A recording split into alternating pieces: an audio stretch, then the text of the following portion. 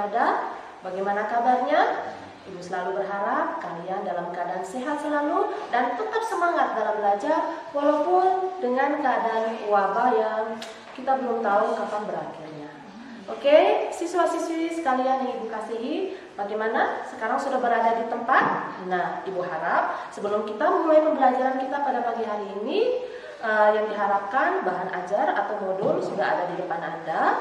Dan yang kedua, buku atau ballpoint nanti untuk kita melaksanakan apabila ada sebuah kata-kata atau penjelasan dari Ibu yang wajib kalian harus tulis. Kita mulai dengan bab pertama kita pada pagi hari ini, yaitu tentang melaporkan percobaan. Nah, siswa-siswiku sekalian, untuk melaporkan percobaan kali ini ada 4 kompetensi dasar yang akan dicapai pada mata pelajaran ini.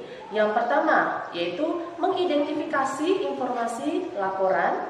Yang kedua, menyimpulkan tujuan bahan laporan percobaan. Yang ketiga, menelaah struktur dan kebahasaan dari laporan percobaan. Dan yang keempat, menyajikan tujuan dan langkah secara tertulis dalam laporan percobaan. Pengertian dari teks laporan.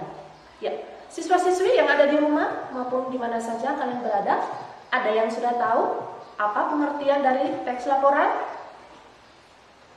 Ya, nah, teks laporan adalah teks yang menyajikan informasi tentang sesuatu sebagaimana adanya dari sebuah hasil observasi atau pengamatan dan analisis yang sistematis atau berurutan. Nah, untuk lebih jelasnya, siswa-siswi bisa lihat di buku bahan ajar siswa-siswi sekalian.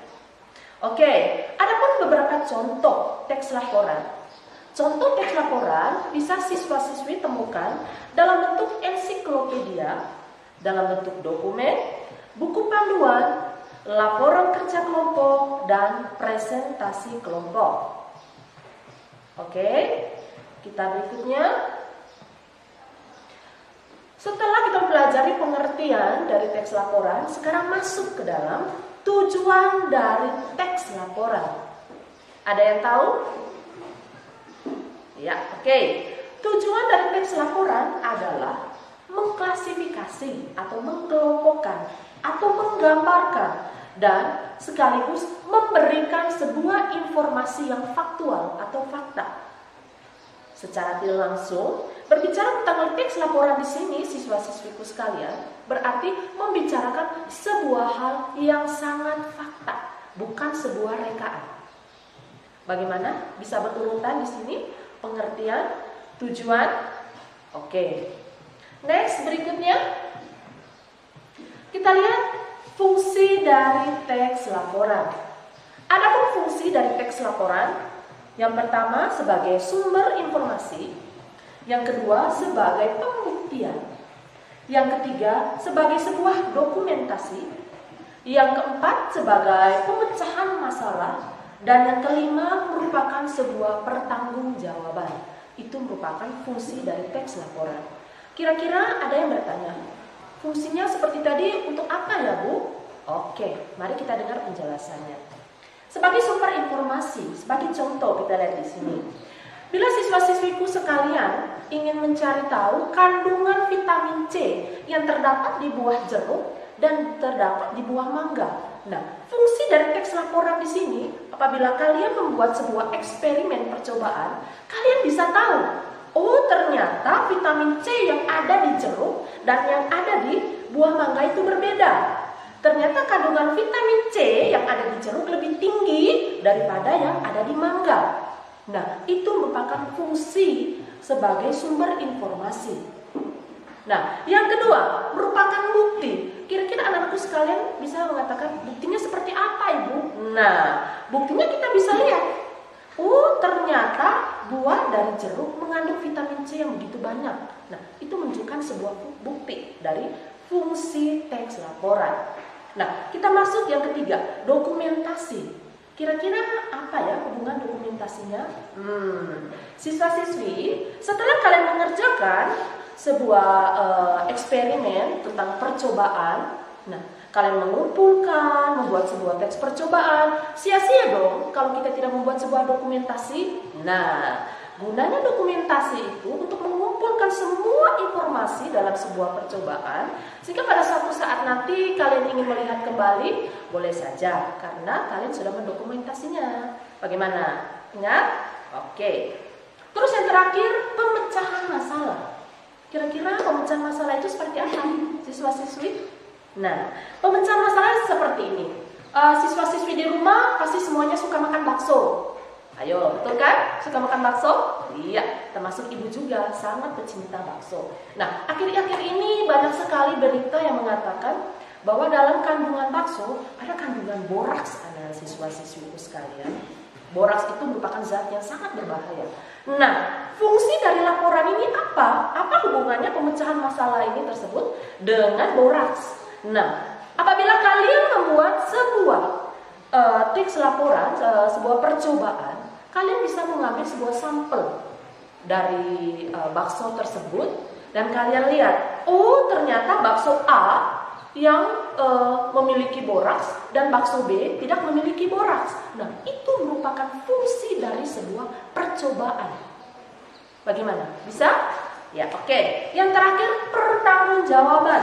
Nah, apabila kalian telah membuat laporan percobaan dan ingin membuatnya dalam sebuah teks, dalam sebuah skripsi, dalam sebuah tulisan, nah, itu gunanya pertanggungjawaban. Kalian bisa memasukkan semua percobaan kalian secara tertulis dalam sebuah pertanggungjawaban. Bagaimana? Bisa diingat? Ingat fungsinya tadi ada 5. Sumber informasi, sebagai pembuktian, dokumentasi, pemecahan masalah, dan yang terakhir adalah betul, pertanggungjawaban. Ya. Siswa-siswi kita next berikutnya yaitu informasi. Nah, tadi kita sudah berbicara tentang mengidentifikasi. Ingat pokok identifikasi tadi apa? Iya, yang pertama pengertian, yang kedua fungsi, dan yang ketiga tujuan. Itu merupakan pengelompokan dari identifikasi. Nah, sekarang kita masuk kepada informasi. Nah, kira-kira informasi itu seperti apa? Sebelum anak-anakku menulis sebuah teks laporan percobaan, di sini ada 3 teks yang ingin ditawarkan kepada peserta didik. Nah, 3 teks ini seperti apa? Yaitu 1, teks eksplanasi, yang kedua teks deskripsi, dan yang ketiga teks laporan. Ketiga teks ini menyajikan sebuah laporan. Tinggal siswa-siswi memilih mana yang tepat sesuai keinginan siswa-siswi. Nah, ingin Ibu review kembali, flashback kembali pelajaran tentang eksplanasi. Kira-kira eksplanasi kemarin kalian dapat di pelajaran kelas berapa? Ada yang masih ingat? Oke, yang menjawabnya di kelas 8 berarti kalian masih mengingat kembali ya materi pelajaran eksplanasi. Eksplanasi itu terdapat pada materi kelas 8. Dan yang kedua, deskripsi. Ada yang masih ingat masuk ke pelajaran kelas berapa? Ayo siswa-siswi. Iya, betul sekali. Kalian menjawab di kelas 7. Oke, teks deskripsi didapat pada mata pelajaran di di kelas 7. Terus eksplanasinya di kelas 8 dan berbicara tentang teks laporan di kelas 9. Nah, sekarang kita lihat mengulang kembali tentang eksplanasi. Apa yang dimaksud dengan eksplanasi? Peserta didik di rumah, silakan mengingat kembali. Mungkin ada kata kunci yang masih kalian ingat pada teks eksplanasi? Iya, oke. Teks eksplanasi adalah teks yang menjelaskan tentang sebuah proses terjadinya atau terbentuknya suatu fenomena alam atau fenomena sosial. Nah, berarti kalau seandainya ada sebuah teks yang bicarakan tentang fenomena alam, berbicara tentang sebuah hubungan sosial, nah, berarti itu adalah salah satu contoh dari teks eksplanasi. Nah, ingin tahu bagaimana contohnya? Peserta didik bisa lihat kembali di buku kelas 8, contoh tentang teks eksplanasi. Oke, sekarang yang kedua, teks deskripsi. Masih ada yang ingat? Oke, teks deskripsi adalah sebuah paragraf yang gagasan utamanya disampaikan dengan menggambarkan secara jelas sebuah objek, tempat, atau peristiwa yang sedang menjadi topik atau tema kepada para pembaca. Nah, sehingga pembaca itu seolah-olah merasakan langsung apa yang sedang diungkapkan dalam teks tersebut. Nah, contoh deskripsi ada yang tahu? Ya, sebagai salah satunya contoh misalnya tentang kucing. Nah, kalian menggambarkan kucing. Aku mempunyai kucing, namanya si Manis. Bulunya berwarna putih. Terus apa lagi? Memiliki kumis yang panjang, memiliki ukuran yang tinggi, dia sangat pintar. Nah, ini mendeskripsikan atau menggambarkan seekor kucing yang bernama Manis yang memiliki ciri-ciri yang seperti ibu jelaskan tadi. Bagaimana? Bisa? Oke. Sekarang kita langsung ke teks laporan. Tadi teks laporan di awal Ibu sudah sampaikan bahwa teks yang menjanjikan informasi tentang sesuatu sebagaimana adanya dari hasil observasi atau pengamatan dan analisis yang sistematis. Oke, sekarang kita masuk kepada contoh dari ketiga teks. Untuk contoh teks eksplanasi, deskripsi maupun laporan, siswa-siswiku sekalian bisa melihatnya secara langsung di bahan ajar atau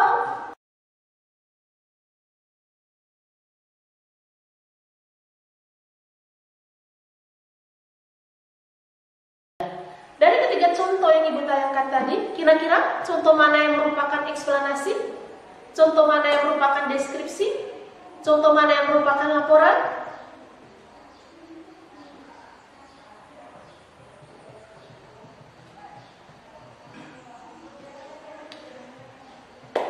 Ya, contoh satu merupakan laporan. Ya, sedangkan contoh dua merupakan contoh dari deskripsi.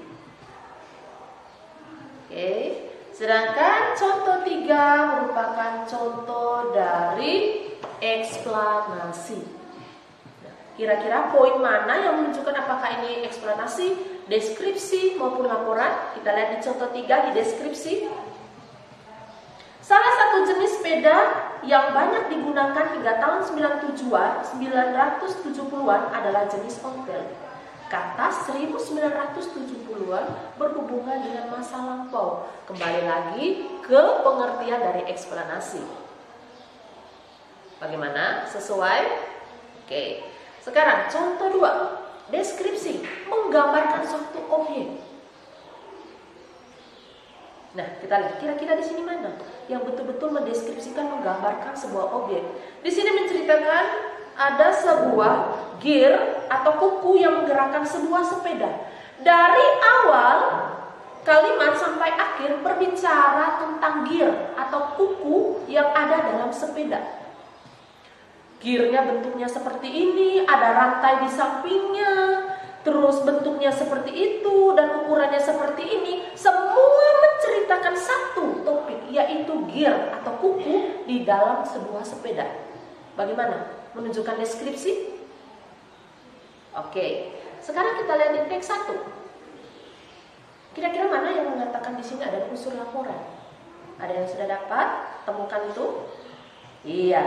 Sepedaku, sepedaku termasuk sepeda ontel jengki yang tidak memiliki batangan, besi berbentuk pipa, terus ban sepedaku memiliki ukuran 18 inci. Ciri-ciri yang ada di dalam teks tersebut itu merupakan ciri-ciri dari laporan, membicarakan secara fakta, secara faktual.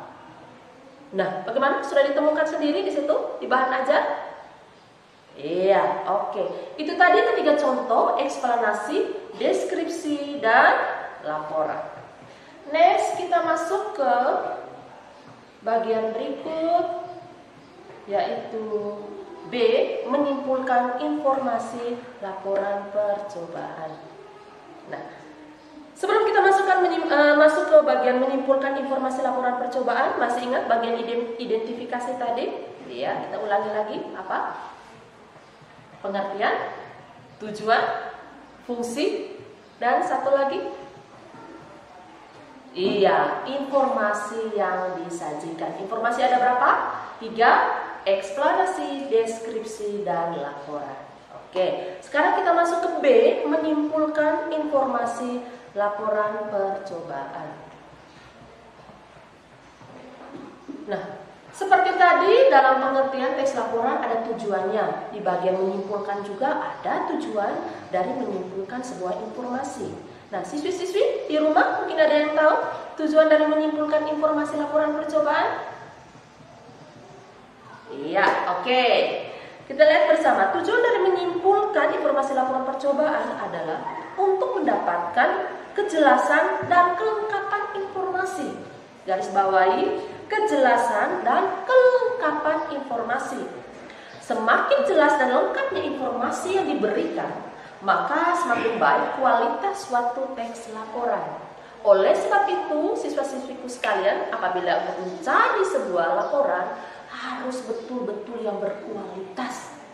Jangan hanya asal menggunakan. Harus betul-betul berkualitas dan memiliki sebuah informasi yang cukup lengkap. Itu merupakan tujuan dari menyimpulkan informasi laporan. Kita lanjut. Di situ ada sebuah contoh tentang planet Venus. Venus adalah planet dalam tata surya kita. Venus besarnya sama dengan bumi. Venus adalah planet, warnanya orange kekuningan dengan beberapa kehitaman. Venus merupakan planet kedua dari matahari antara Merkurius dan bumi. Venus mengedari matahari selama 235 hari bumi. Venus berotasi sekali setiap 244 hari bumi. Venus sangat tua dan berbatu, langitnya orange dengan kilatan cahaya petir. Nah, sekarang bagaimana cara menyimpulkan informasi teks laporan yang telah kita baca tadi? Kita lihat bersama di modul atau di bahan ajar peserta didik sekalian. Di situ ada dua kolom. Yang pertama kolom laporan tentang Venus, dan yang kedua catatan informasi dan kebahasaannya yang kita rangkum dalam sebuah kesimpulan. Yang berikut, Venus adalah planet dalam sistem tata surya kita. Nah, itu dalam catatan informasinya merupakan pengertian dari planet Venus. Yang kedua, Venus sama besarnya dengan bumi.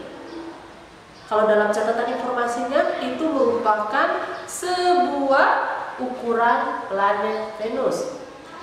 Yang ketiga, Venus adalah planet. Kira-kira ada yang sudah bisa menebak dalam catatan informasinya dia masuk kemana? Iya, Venus adalah planet itu merupakan sebuah pengertian planet Venus. Dan yang ketiga, warnanya orange kekuningan dengan beberapa kehitaman. Ada yang tahu? Ya, oke. Itu merupakan ciri-ciri dari planet Venus. Terus, Venus merupakan planet kedua dari matahari antara Merkurius dan bumi. Nah, kira-kira ada yang tahu? Ya, itu adalah letak atau kedudukan planet Venus dari matahari. Oke. Venus mengedari matahari selama 244 hari bumi. Ada yang sudah tahu? Nah, itu merupakan rotasi.